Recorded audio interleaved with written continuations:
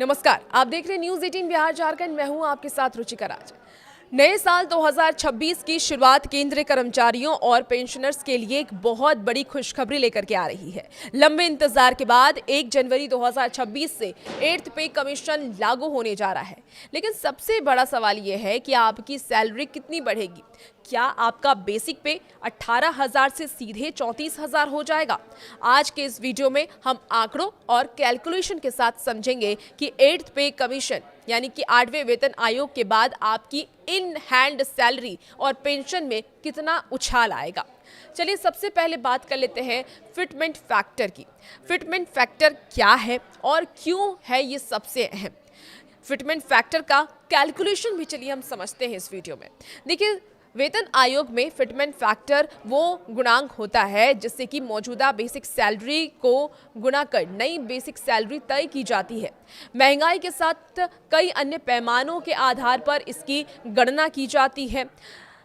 7th पे commission यानी कि 7वें वेतन आयोग में इसे 2.57 रखा गया था, लेकिन कर्मचारी यूनियनों की अब ये मांग है कि 8th पे कमीशन में इसे बढ़ा करके 3.15 या फिर 3.68 किया जाए।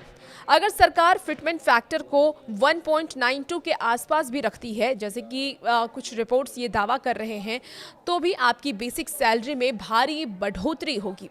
चलिए उदाहरण से भी अब आपको ये समझा देते हैं कैसे बढ़ोतरी होती है।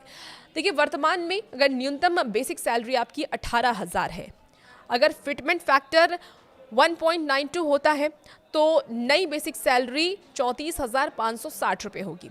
अगर ये 3.68 होता है यानी कि 3.68 हुआ तो आपकी सैलरी सीधे 50,000 के पार जा सकती है।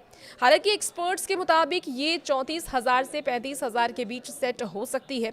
अब सैलरी ब्रेकअप को भी समझ लेते हैं क्या क्या बढ़ेगा। तो देखिए, सैलरी सिर्फ बेसिक पे नहीं होती। जब बेसिक सैलरी बढ़ती है तो इसका सीधा असर आपके अन्य अनाउंसेस पर भी पड़ता है, जैसे कि डीए, जिसको महंगाई भत्ता भी कहते हैं। नया वेतन आयोग लागू होते ही डीए को बेसिक में मर्ज कर दिया जाता है और फिर से 0% से शुरू किया जाता है। हाउस रेंट अलाउंसेस होता है। बेसिक सैलरी जब बढ़ती है तो इसका भी जो अनाउंसेस होता है वो भी बढ़ जाता है। बेसिक बढ़ने से आपका हाउस रेंट अनाउंसेस भी बढ़ जाएगा। देखिए, पेंशनर्स को भी इसका सीधा फायदा मिलने वाला है। 8th पे कमीशन अगर लागू होता है तो सिर्फ नौकरी कर रहे लोगों को इसका फायदा नहीं होगा, बल्कि लाखों पेंशनर्स को भी इसका फायदा मिलने वाला है। उनकी पेंशन में भी लाभ होगा, वृद्धि होगी और उनको भी सीधा फायदा मिलेगा। अब क्यों लागू हो रहा है 8th पे कमीशन, वो भी समझ लेते हैं। देखिए, नियम के अनुसार हर 10 साल में एक नया वेतन आयोग लागू किया जाता है। 7वां वेतन आयोग 2016 में आया था, इसलिए 2026 में 8वां वेतन आयोग नियम के अनुसार लागू होना है। बढ़ती महंगाई और कर्मचारियों की परचेजिंग पावर को बनाए रखने के लिए सरकार वेतन में यह संशोधन करती है। अनुमान है कि इससे लगभग 48 लाख केंद्रीय कर्मचारियों को सीधा फायदा मिलेगा और 67 लाख पेंशन भोगियों को भी इसका सीधा फायदा मिलने वाला है। हालांकि अभी सरकार की ओर से अंतिम नोटिफिकेशन का इंतजार है, लेकिन तैयारी पूरी है। जैसे ही फिटमेंट फैक्टर पर मुहर लगेगी, आपकी सैलरी की तस्वीर साफ हो जाएगी।